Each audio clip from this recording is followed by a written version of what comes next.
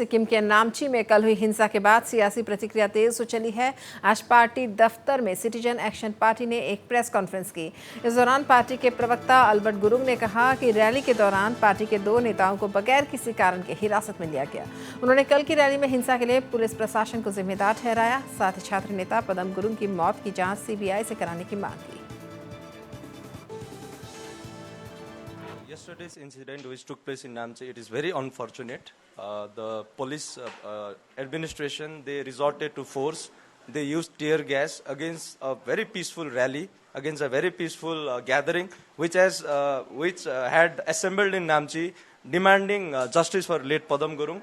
It has been almost 40 days now that the police has been investigating this case, but till now no concrete result have come out of this investigation.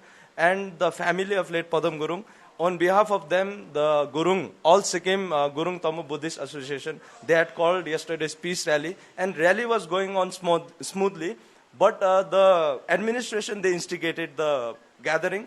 And when the rally went out of track, the police administration, instead of calming down the gathering, they used force against the people who had gone seeking justice for late Padam Gurung. Special inquiry commission is there, but till now, what is the progress? Nobody is aware of it. And the present chief minister himself, he had said that he will bring CBI if family demanded. Entire state is demanding CBI investigation, CBI probe in this case, but the government is not denying the fact. CBI inquiry? Yes, we demand Citizen Action Party and entire Sikkimese people we strongly demand CBI inquiry in the case of late Padam Gurung. नामची में कल हुई हिंसा पर भाजपा का क्या कहना है, वो भी सुनिए।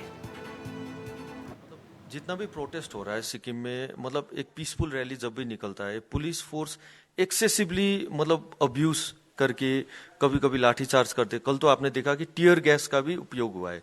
That was not required in such A small this thing state. और सबसे बड़ा बात यह है कि अभी तक 40 दिन हो गया, एक youth leader not only youth leader, वो एसआरसी प्रेसिडेंट भी थे, उनका डेथ होने के 42 डेज के बाद भी आज तक एक छोटा सा स्टेटस पे में भी सिक्किम पुलिस नहीं पहुंचाए। In spite of all the evidence, peaceful rally is a constitutional right, और कॉन्स्टिट्यूशनल राइट एक्सरसाइज करने को भी नहीं दे रहा है authority. This is completely a failure of system. जो लीड पाने के बाद भी SIT probe is completely a failure in the state of Sikkim, जो एसआईटी बनाया था। मैं ये नहीं बोल सकता किसका इसके ऊपर प्रभाव है, लेकिन कोई ना कोई फोर्स प्रभाव कर रहा है एविडेंस को मिटाने के लिए। We demand CBI inquiry upon this and we want fair and proper investigation. So CBI को फेयर एंड देंगे तो जस्टिफाई तो होगा ही होगा हमारे हिसाब से। यदि सीबीआई इंक्वायरी नहीं हुआ तो क्या करेंगे BJP? We are always for the people, BJP is always for the people, so we will definitely hit the road again.